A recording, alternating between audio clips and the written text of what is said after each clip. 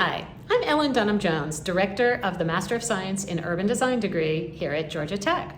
And I am here today with Robin Tucker. And Robin is our academic advisor, and she has the magic wand that really helps, I think helps all the students. Robin, I'm going to just ask you a bunch of logistics questions. Take us through the process that a student has to go through. So what do the students need to know about the application process to the MSUD? Okay, the first place to start would be to go to our architecture website. The Master of Science in Urban Design program is approved under the School of Architecture.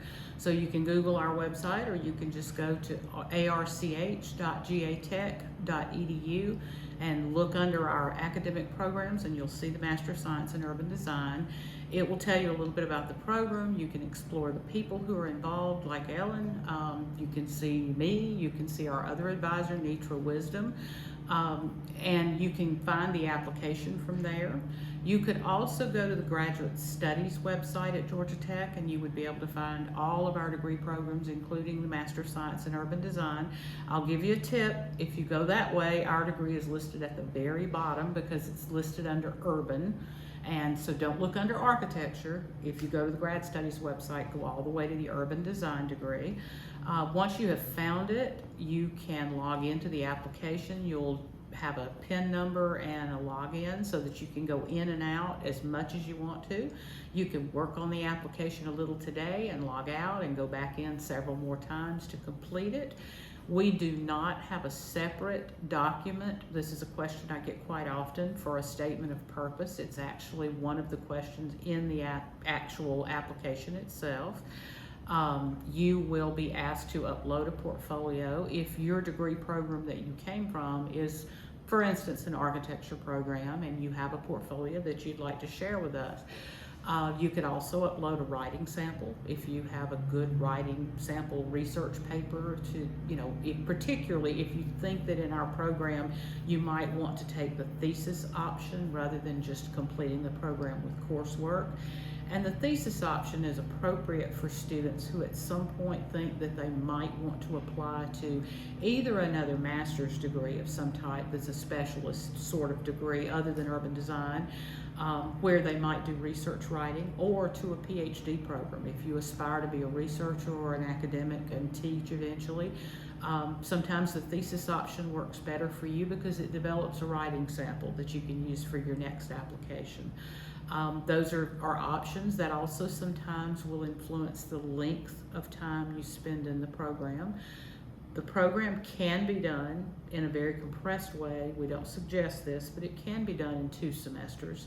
It's a bear of a course load. You really probably don't want to do that. I would suggest at least 3 semesters. There are 39 course hours. If you decided you wanted to do a thesis, you could stay a 4th semester. That 3rd semester that I just mentioned can be in the summer, or it can be a second fall semester. Typically this program it begins in the fall and it goes fall, spring, and then either summer, with an option to participate in one of our study abroad programs for graduate students called the Modern Architecture, Modern Cities program. That program typically has enough courses in it to actually put you over the 39 credit hours that are required, should you decide to take it in the summer. Or you can skip the summer or go on the program and then come back in the fall and do another studio for the MSUD. Or you can work on a thesis. So the program length can vary, but essentially it can be done in a year. It could be done in 3 academic semesters. There are rare occasions when we have a student. We don't typically take applications in the spring, but we will have a student that's in a special situation, and if they contact us, we can sometimes review an application and admit someone for spring. So that's not completely off the table. It's just that when you log into the application, it's going to tell you likely that we only accept applications in fall, and you would have to have talked to us in order to be able to access that application for a spring semester start. So that's pretty much the application process. Well, the other question that I know a lot of students want to learn about is the financial aid process. Yes. I'm sure. Education, as we all know, is expensive, and we do get a fair number of international students who apply to our programs. And for international students, sometimes it can be a little trickier than it is for a U.S. student. There are less resources sometimes in the United States that you can access. We do offer some funding coming through the door for excellent applicants. There's sort of a ranking process done in the review process for those applications, and typically we sort of begin at the top, giving out the funding that we do have available. There are some of those that are given in the form of just a one-time stipend, one-time amount of money that you can apply. Typically it's given in the fall semester, and then if you have leftover money in your account from that, it can apply to the next semester. We do some that are GRA, graduate research assistantships, or graduate teaching assistantships, and essentially those pay all of your tuition except the differential portion of tuition. Differential tuition is added to some programs, particularly programs that are considered professional type programs, so that we can ensure that you have the best experience, the most access to outside professionals in that program to come in and inform about what's going on in the real world with firms, for instance.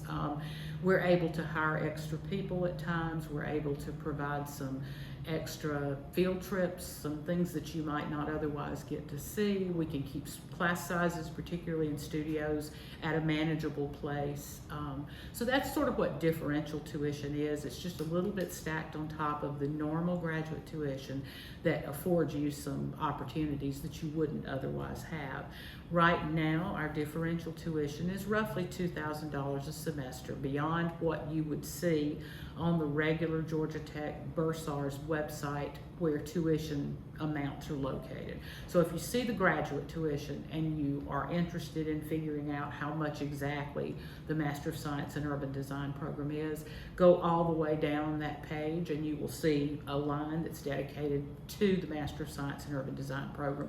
It will give you both the in-state and the out-of-state amount. So for a GRA or a GTA, everything except $2,000 a semester, and of course, other than your fees, the institute fees, and other than housing and your living expenses, are waived. We pay typically a stipend for those positions, and it depends on what level student it is. Right now, our master's stipends are roughly $1,200 a month. If you have been in the same position for a few semesters, sometimes that will be increased a little bit. Or if you should teach in a studio or something that has a larger number of credit hours than just a regular course, we do sometimes pay those at a little bit higher stipend rate. And for international students, you're absolutely appropriate to think that you could have one of those positions coming in the door, depending on what your undergrad or your previous graduate experience is, and your appropriateness for a course or for a research position. So that's one possibility. We do have a fair number of international students throughout our programs who are funded some way from the Ministry of Education or from some entity in their own country. And so that's something that you may want to explore depending on what's available where you are located. But they do have that. They have private loans. We can range on this side. Financial aid here at Georgia Tech can help you with a private loan for a particular country in some cases, but it's usually easier and more successful if you come to us with funding from whatever country you may be associated with. Now, for U.S. students, you would need to complete the FAFSA, F-A-F-S-A form based upon your previous year's taxes. And that's what determines how much you are eligible for in grants or loans or whatever types of funding there are here at Georgia Tech and in the U.S. That's the first step for financial aid. You can, of course, contact the financial aid office here at Georgia Tech, and their website is finaid, finaid.gatech.edu, and you would be able to locate an advisor who deals with your particular last name letter of the alphabet, and also there are particular ones over there who deal only with graduate students, so they can help you sometimes locate maybe a fellowship that you have some unique quality, or your family is associated with a particular company that funds something here at Georgia Tech or in the U.S., and you can apply for those things. And we find more and more that there are many things out there that just never get applied for. So a lot of times there's money actually somewhere sitting there, but you just have to do a little bit of work to locate how to do the application process. And financial aid here is pretty good about trying to help you locate those opportunities. I know I get a lot of questions from students about the GRAs and the graduate research assistantships. And I do feel I have been very lucky in the last 4 years to have some support that generally I'm able to support a few students with a graduate research assistantship to help with the production and editing of the Redesigning Cities program. I can't guarantee that that will continue to be funded. I kind of only know at the last minute, a little bit year to year, but that there aren't enough to go around for all the students. But I'm optimistic that I will continue to be able to provide a few GRA ships. Lately our policy has been to, rather than support one student for a full year, to support 2 students for 1 semester each. And so to essentially try to spread the wealth of that and give and provide a little bit more access and a little more hope for everyone. But I would echo exactly what Robin has just said about look in your own country as well, and see what you can come up with. Well, the other thing too, we tend to have some hourly positions. They vary as to what the responsibilities are, but almost every year we have some hourly positions open. They don't come with a tuition waiver, but it certainly would put a little money in your pocket to help with housing and expenses and maybe tuition and that kind of thing. So those come open. We don't know many times, kind of like what Ellen said, sometimes it's last minute when we know that, but there are opportunities to find some funding. And something I'll say again, to address international students, you would not be allowed to work off campus in a job until you had been on campus and fully registered for 2 semesters. Now, if you chose to if you started in the spring and chose to do a summer does count in those 2 semesters. So then by the next fall, you would be eligible potentially to work off campus should you find an internship or something along those lines. Graduate students, as a rule, are allowed to work 15 to 20 hours a week, and that includes all work. So if you were working 15 hours a week on campus in a GRA, let's say for Ellen, for Redesigning Cities, you would only want to work, or you would only be eligible to work 5 additional hours in an outside source, like doing something freelance or for a firm, that type of job. Let's shift to housing. So let's assume, okay, you've been admitted, you're coming to Atlanta. What are the first steps, and a little bit on the logistics for students for how to look for housing? Probably the best thing to do is to go to the housing website, and it's very simple. It's just housing.gatech.edu, and on that website there's the Graduate Living Center, which is all graduate students, no undergrads. It's right adjacent to campus, so it's pretty close. Then there are certain apartment complexes, even a few housing developments that cater to students that are right here around campus. And the housing website, even though it's not campus housing, gives you some of those so that you can begin to call and find out which one might suit your needs. Some of those will have transportation to campus available, some do not. If you stay fairly close here in Midtown, there are quite a number of apartments and duplexes and small houses, that kind of thing, that you can rent, and we definitely suggest having a bike. Ellen is an avid biker, and she bikes to campus as much as she can. And I can do 4 miles, so that gives a 4-mile commute. Now, Atlanta is hilly. I go up and over a subcontinental divide, but you know, you get used to it, and it keeps you in shape. Keeps in shape. It's great. Yep. I admire Ellen for doing that. I'm not nearly as health conscious as Ellen. So, but you know, there are many opportunities for housing around here. The other thing is, if you explore some of the Georgia Tech websites and you just Google things like, for instance, if you're, let's say, a Korean student, you can find a group that caters to Korean students. You know, the Hispanic students, almost every country has a group here.